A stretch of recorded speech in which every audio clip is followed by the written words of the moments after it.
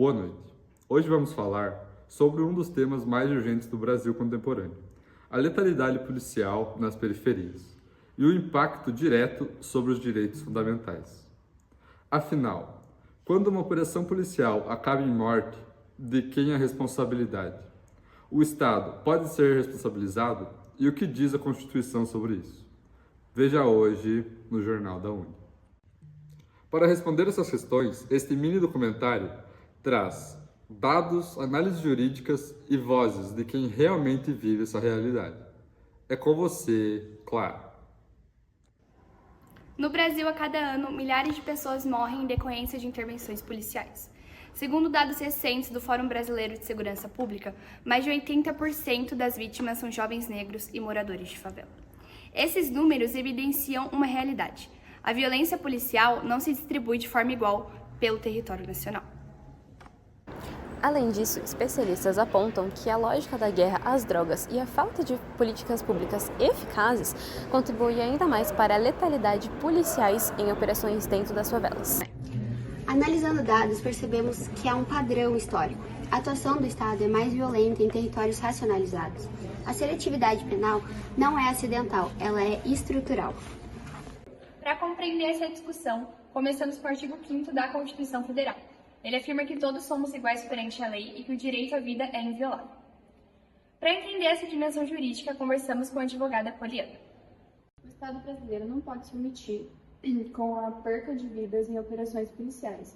Quando uma ação do Estado é responsável por essas percas de um jovem morador de comunidade, diante de uma pessoa que sequer teve chance de defesa, fere diretamente o artigo 5º da nossa Constituição. Nesse contexto que surge a DPF 635-RJ, mais conhecida como a DPF das favelas. Nela, o Supremo determina que o Estado deve agir com proporcionalidade, transparência e preservação de vidas. O Supremo deixa claro que segurança pública não pode violar direitos fundamentais. E para entender como isso se reflete na prática, analisamos casos que, infelizmente, marcaram o nosso país.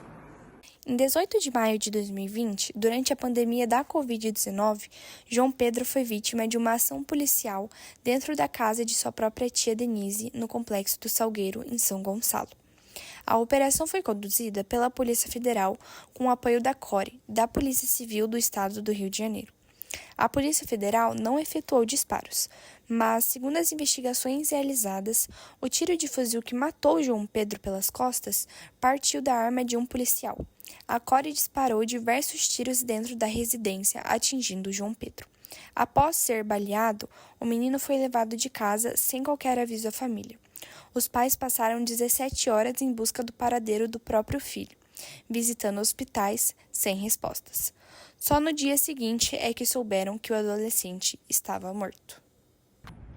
Bom, para falar do João Pedro, o João Pedro nasceu em 2005, ele tinha 14 anos, e na escola ele era um menino muito querido, assim, sabe? Os amigos sempre falavam bem dele, que ele era carinhoso, ele era parceiro, sempre andando com boas companhias na escola, inclusive na escola que a mãe dele trabalhava, né? A mãe dele trabalha. E sempre foi um menino assim que eu sentia nele assim uma coisa diferente, sabe? Um brilho. Quando você olhava para o João Pedro assim, você conseguia ver o futuro. Eu conseguia ver o futuro do João Pedro.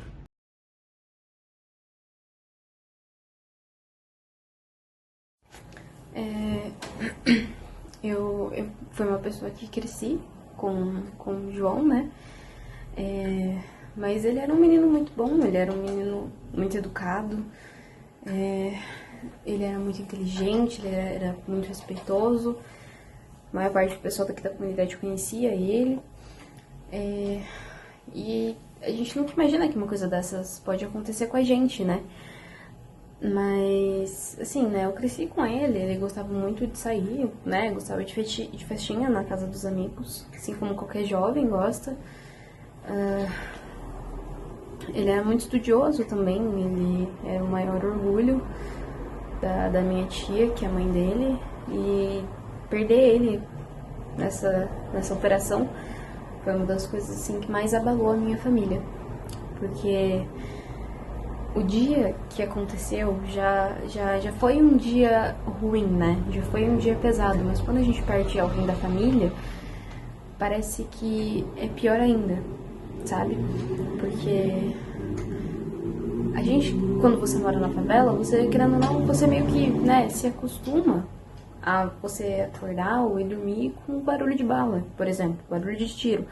Mas quando é algo ainda mais violento, que do nada eles fecham as ruas, você vê carro pegando fogo, você vê policial subindo aos montes, você vê a troca de tiros o tempo inteiro, é barulho de tiro o tempo inteiro, você se assusta ainda mais. Aí você olha pela sua janela, você consegue ver alguém sendo baleado, alguém sendo morto na sua frente, né? E foram várias e várias mortes por horas, assim, e aquilo, ela fica marcada na sua cabeça, ela fica marcada na sua lembrança, né? E como se não bastasse isso, você ainda perde alguém da família. O caso de João Pedro representa como os policiais entram nas favelas, comunidades, sem sequer conversar, perguntar se está tudo bem, perguntar se tem alguma coisa, se precisa de alguma coisa. Eles só chegam e derramam tudo no chão, chegam, matam, eles não sequer não perguntam nada. E quem mais sofre são os jovens negros que moram na favela. O impacto desse tipo de morte vai muito além da vítima. Ela afeta famílias, escolas, comunidades inteiras, o que acaba gerando medo, traumas e uma desconfiança no Estado. Após termos a opinião técnica de nossa criminóloga Amanda, vamos entender como foi o caso da Operação do Jacarezinho. A Operação do Jacarezinho foi uma das mais letais do Rio de Janeiro, contando com 28 mortos. Diversos organismos internacionais denunciaram as violações aos direitos humanos.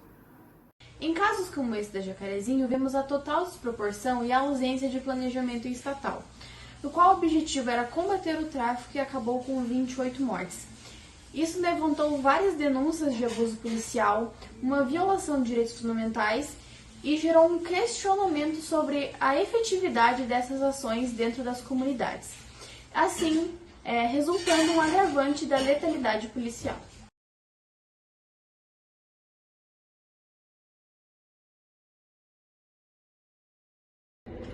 A polícia atua em situações de extremo risco. Muitas vezes somos chamados para confrontos com criminosos fortemente armados.